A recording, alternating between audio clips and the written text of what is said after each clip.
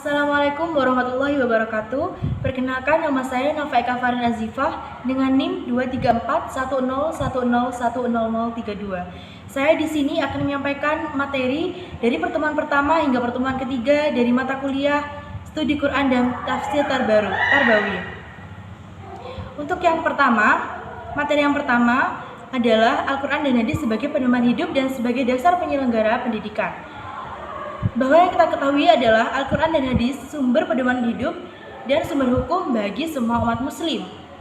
Oleh karena itu, hadis juga sebagai sumber ajaran kedua yang dapat menjelaskan keumuman dari Al-Quran itu sendiri. Al-Quran dan hadis adalah aturan hidup dan sumber dari semua hukum yang harus diikuti dalam hidup.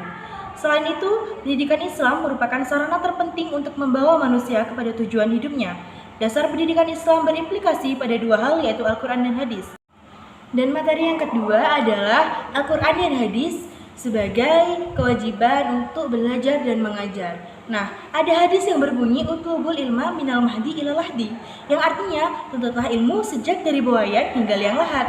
Dari hadis tersebut dapat kita pahami bahwasanya kita dituntut untuk mencari ilmu tanpa mengenal pandangan atau batasan usia. Meskipun kita sudah berumur lanjut, tapi kita tetap dianjurkan bahkan diwajibkan untuk menuntut ilmu. Dan dalam kitab Riyadhus Shalihin ada hadis yang berbunyi thalabul ilmi fardhun 'ala kulli muslimin wal muslimat, yang artinya mencari ilmu itu wajib bagi setiap muslim dan muslimah. Dari hadis di atas dapat disimpulkan bahwasanya kita sebagai seorang muslim diwajibkan untuk menuntut ilmu, baik itu dari golongan laki-laki maupun golongan perempuan. Dan untuk materi yang ketiga yaitu tentang tafsir ayat Al-Quran dan hadis Nabi tentang pentingnya pendidikan. Nah, pengertian pendidikan menurut Al-Quran. Pendidikan sendiri itu merupakan lembaga utama yang memainkan peran penting dalam membangun dan menumbuh kembangkan peradaban. Pendidikan merupakan wadah tempat manusia berinteraksi dengan menggunakan indera, di mana melalui indera tersebut, ilmu masuk ke dalam jiwa atau kalbu yang pada akhirnya melahirkan sikap dan perilaku serta peradaban. Nah, pentingnya pendidikan bagi manusia. Betapa penting sih pendidikan bagi manusia itu?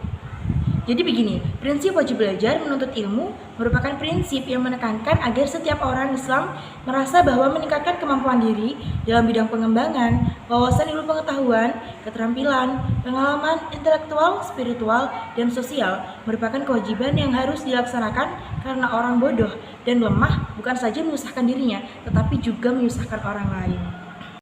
Demikianlah tadi penyampaian materi dari saya, kurang lebihnya saya mohon maaf. Wassalamualaikum warahmatullahi wabarakatuh.